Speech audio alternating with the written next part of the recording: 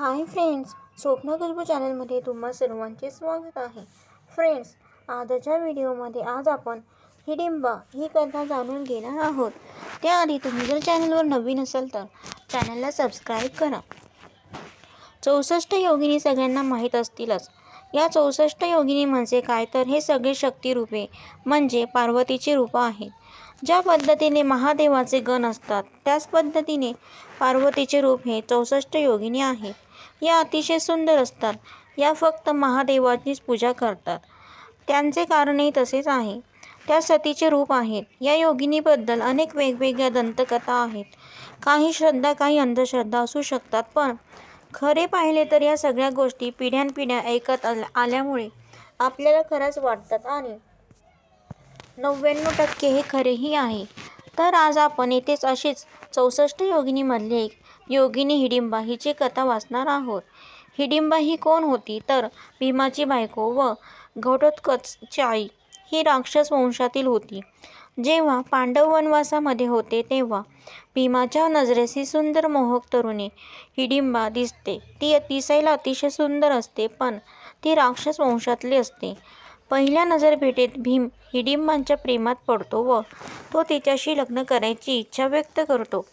सुरुवातीला ही हिडिंबा एक शब्दही न बोलता तेथून निघून जाते व तेव्हा भीम तिचा पाठलाग करत तिच्या मागे मागे जातो. हे हिडिंबाला माहीत नसते की आपला कुणी पाठलाग करत आहे, म्हणून ती जेव्हा तिच्या राज्यात जाते तेव्हा ती राक्षस रूपामध्ये दिसते. हे बघून भीमाला आश्चर्य वाटते. तो तिथून निघून जातो व रात्रभर तिच्याच विचारात जागा असतो. दुसऱ्या दिवशी जेव्हा तो तिला भेटतो तेव्हा विचारतो, तू आता इतकी सुंदर दिसतेस, मग मी तुला जेव्हा तुझ्या राज्यात पाहिले तेव्हा इतक्या भयानक रूपात कशी दिसलीस? तेव्हा त्याला ती म्हणते, मी दिसायला अतिशय सुंदर असले तरी माझे खरे रूप हे असेच आहे, पण मी माझे रूप बदलू शकते. तू माझ्या सुंदरतेवर भाळलास, पण खरे वास्तव वेगळे आहे.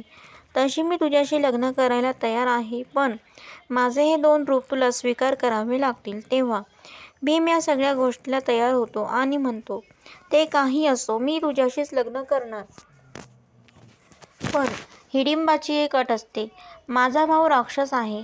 त्याचे नाव हिडंबा आहे. तो लोकांवर अत्याचार करतो. पशु, प्राणी, मनुष्य यांना त्रास देतो. त्याला जर तू मारलेस तर मी तुझ्याशी नक्कीच लग्न करेल. भीम तयार होतो. तो हिडंबाला मारतो व हिडिंबाशी लग्न करतो. हिडिंबा राक्षस वंशातील असून सुद्धा देवधर्म करणारी सात्विक मुलगी असते. खरे पाहिले तर ती 64 योगिनीमधली एक योगिनी आहे व शक्तिरूप आहे व ती महादेवाची भक्त असते. या पद्धतीने दोघांचे लग्न होते. त्यांच्यापासून त्यांना एक मुलगा होतो. अशा पद्धतीने हिडिंबाची कहाणी. या हिडिंबाचे आपल्या भारतामध्ये खूप मोठे मंदिर आहे. हिडिंबा ही वाईट नव्हतीच, तो एक अवतार आहे व अशा कितीतरी योगिनी आपल्या आजूबाजूला फिरतात आपल्या नकळत. तर फ्रेंड, अशा प्रकारे हिडिंबा मातेची कहाणी इथे समाप्त होत आहे.